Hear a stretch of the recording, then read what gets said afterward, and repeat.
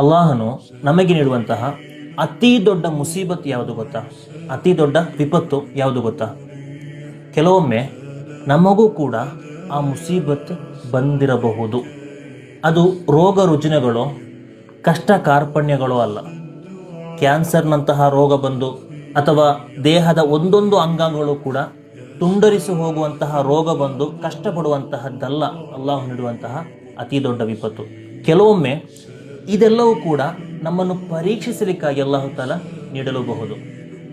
ಉದಾಹರಣೆಗೆ, ಒಮ್ಮೆ ಮೂಸಾ ನಬಿ ಅಲೈಹಿಸ್ಸಲಾಮರಿಗೆ ಭೀಕರವಾಗಿ ರೋಗಕ್ಕೆ ತುತ್ತಾದಂತಹ ಒಬ್ಬ ವ್ಯಕ್ತಿಯನ್ನು ಕಾಣಲಿಕ್ಕೆ ಸಾಧ್ಯವಾಯಿತು. ಸಾತ್ವಿಕನಾದ ವ್ಯಕ್ತಿಯವರು.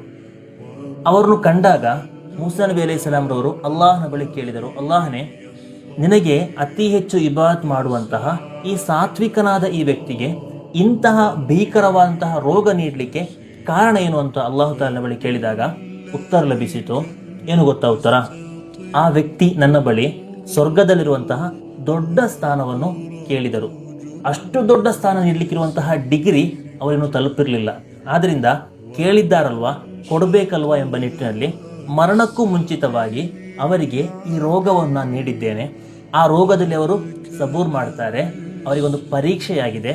ಈ ಪರೀಕ್ಷೆಯಲ್ಲಿ ಅವರು ವಿಜಯಿಯಾಗ್ತಾರೆ. ಆ ವಿಜಯಿಯಾಗುವ ಮೂಲಕ ಅವರಿಗೆ ಈ ದೊಡ್ಡ ಸ್ಥಾನವನ್ನು ನಾನು ಕೊಡುತ್ತೇನೆ ಅಂತ. ಅಂದರೆ ನಮಗೆ ಬರುವಂತಹ ರೋಗಗಳಾಗಲಿ ಕಷ್ಟ ಕಾರ್ಪಣ್ಯಗಳಾಗಲಿ ಇದೆಲ್ಲವೂ ಕೂಡ ಮುಅ್ಮಿನಾದ ಒಬ್ಬ ವ್ಯಕ್ತಿಗೆ ದುನಿಯಾದಲ್ಲಿ ದೊಡ್ಡ ಪ್ರತಿಫಲ ಲಭಿಸುವಂತಹ ಕಾರ್ಯ ಆಗಿದೆ.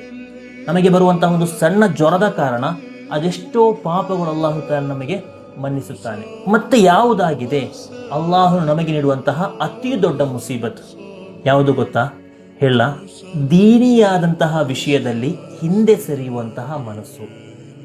ದೀನಿಯಾದ ವಿಷಯದಲ್ಲಿ ಹಿಂದೆ ಸರಿಯುವಂತಹ ಮನಸ್ಸು. ನಮಾಜ್ ಮಾಡಲಿಕ್ಕೆ ಮನಸ್ಸು ಒಪ್ಪುತ್ತಾ ಇಲ್ಲ, ಉಪವಾಸ ಹಿಡಿಲಿಕ್ಕೆ ಒಪ್ತಾ ಇಲ್ಲ, ಜಕಾತ್ ನೀಡಲಿಕ್ಕೆ ಸದಕ ನೀಡಲಿಕ್ಕೂ ಕೂಡ ಮನಸ್ಸು ಒಪ್ಪುತ್ತಾ ಇಲ್ಲ.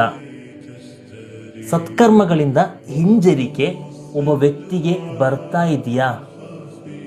ತಿಳ್ಕೊಳ್ಳಿ, ಅಲ್ಲಾಹನ ಅತೀ ದೊಡ್ಡ ಮುಸೀಬತ್ ನಮ್ಮ ಮೇಲೆ ಎರಗಿದೆ ಅಂತ. ಇದರಿಂದ ಶಾಶ್ವತವಾದಂತಹ ನರಕಕ್ಕೆ ನಾವು ತಲುಪ್ತೇವೆ. ಅಲ್ಲಾಹು ನಮ್ಮನ್ನು ಕಾಪಾಡಲಿ. ಆಮೀನ್ ಯಾ ರಬ್ಬಲ್ ಆಲಮೀನ್.